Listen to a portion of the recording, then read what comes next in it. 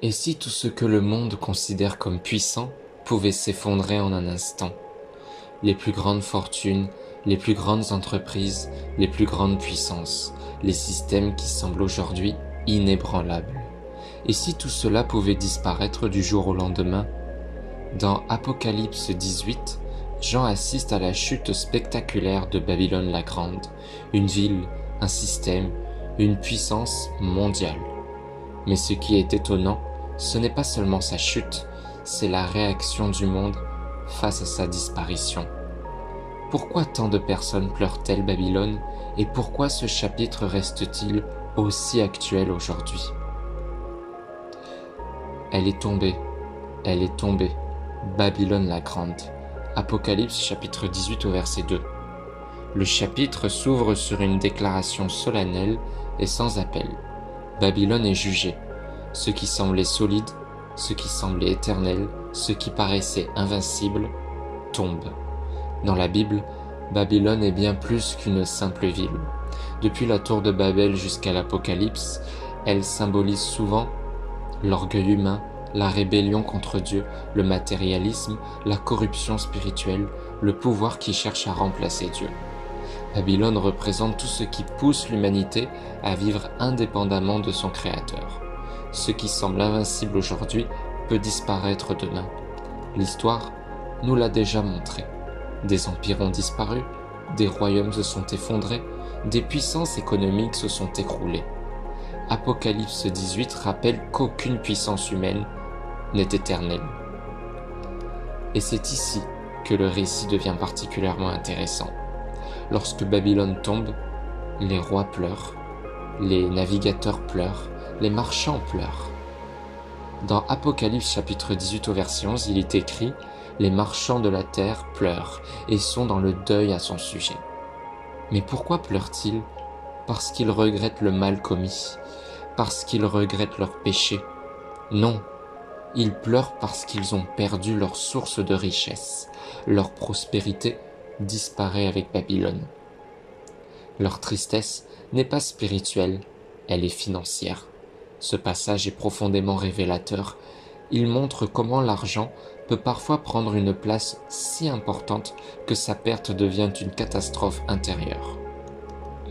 Attention, Apocalypse 18 ne dit pas que l'argent est mauvais. La Bible ne condamne pas la richesse en elle-même. Plusieurs personnages bibliques étaient prospères. Le problème n'est pas l'argent. Le problème est l'attachement excessif à l'argent. Le problème est l'avidité. Le problème est de placer sa sécurité dans les richesses plutôt qu'en Dieu. Lorsque notre identité repose sur ce que nous possédons, nous devenons fragiles, anxieux, dépendants de choses temporaires. Quand l'argent devient ton Dieu, tu construis sur du sable. Tout ce qui est matériel finit par passer, mais ce qui est éternel demeure. Sortez du milieu d'elle, mon peuple. Apocalypse chapitre 18 au verset 4. Cette phrase est l'un des appels les plus puissants du chapitre. Dieu s'adresse directement à son peuple. Mais que signifie sortir de Babylone? Cela ne signifie pas forcément quitter un lieu géographique. Il s'agit surtout d'une séparation spirituelle. Refuser de participer au mal, refuser la corruption, refuser l'injustice.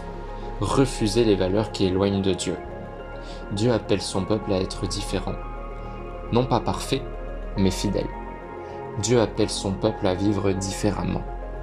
Le croyant est dans le monde, mais il n'est pas appelé à adopter toutes les valeurs du monde. Beaucoup pensent qu'Apocalypse chapitre 18 concerne uniquement l'avenir. Pourtant, ce chapitre pose déjà des questions très actuelles.